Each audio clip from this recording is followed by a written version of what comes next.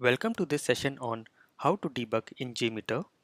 In this session, we are going to see how do you debug and fix errors in your test plan and how can we use debug sampler in JMeter. Towards the end of this session, we will also look at some useful tips. So let's get started and let us see how can you debug and fix errors in your test plan. Let us go to our JMeter and let me just create a very simple test. So I'm going to a test plan, add thread users and thread group, and now inside that thread group I'm going to add sampler and I'm adding a simple HTTP request. So let me go to the website lifecharger.org and I will copy this URL and give it here.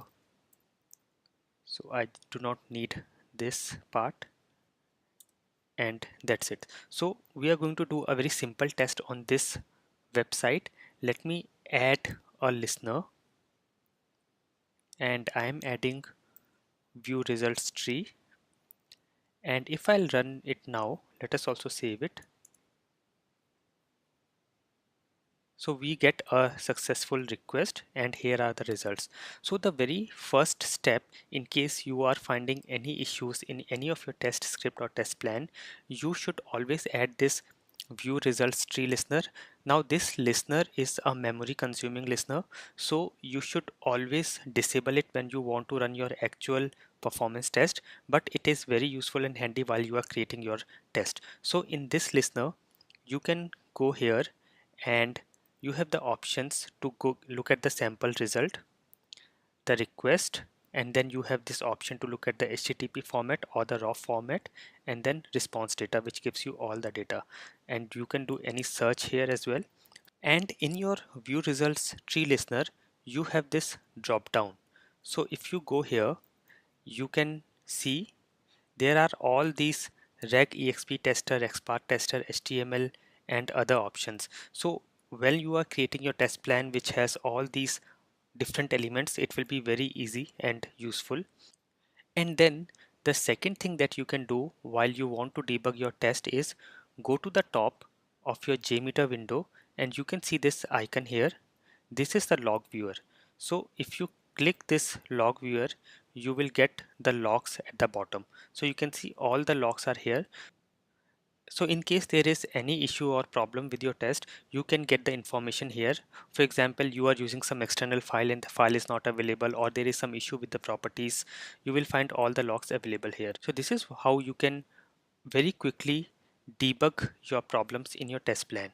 Now the second thing is we can use a debug sampler which is available in JMeter. So let me go back to my JMeter and I will go to my thread group, do a right click, add sampler, and here you will see debug sampler. Let us select this and let us understand this debug sampler. Debug sampler is a very simple and straightforward sampler that gives you information about your properties and variables used in your test plan at runtime. So you can see we have these three options: JMeter properties, variables and system properties. You can make it as true or false, whatever you want to view in the logs. And then the other important thing is you should always have the listener view results tree, because debug sampler results are only viewed inside this listener. So let us run our test again and let us see the results now. And you can see we have got the result for our actual request, but we also have got the result for debug sampler. And here inside debug sampler you can see we have the sampler result, the request and the response data. And in the response data you have got JMeter variables, JMeter properties, and then the system properties. So this will be very useful in case you are using any variables or you want to know the properties used during your test. Let us see an example. I'm going to my test plan and I will just add some user defined variables. I'm saying a is equals 1 and I will add another variable b and another variable c. So I'm adding these three variables. I have not given any value for b, and let us now go back and look at the results. I'm running it again and go to debug sampler, and now you can see the JMeter variables are listed out here. So you can see and troubleshoot any of your variables. In case you are using any external files like CSV files, all the information about those variables will also be listed down here. So it will be very useful, very handy and very convenient. And do not forget to disable this listener when you are doing your actual test. So you can do a right click and disable this listener before starting your actual performance test. Let us look at some useful tips. So in case you want to add a debugger only to a particular element or request in your test plan, you can use a debug post processor. So for example, I will go to my HTTP request and I will go to add post processor, and you can see here we have debug post processor. So debug post processor has all those things that we had in debug sampler. The difference is the debug sampler you cannot add inside a request or as a child of a particular request. It will be added as a thread group element, and it will show you all the results of all the requests. So in case you want to debug any particular request, you can use debug post processor. Also, you can enable debug for elements. For example, in my HTTP request, I am going to add a config element HTTP cache manager, and now what you can do is you can select this element and go to the top, go to help and enable debug.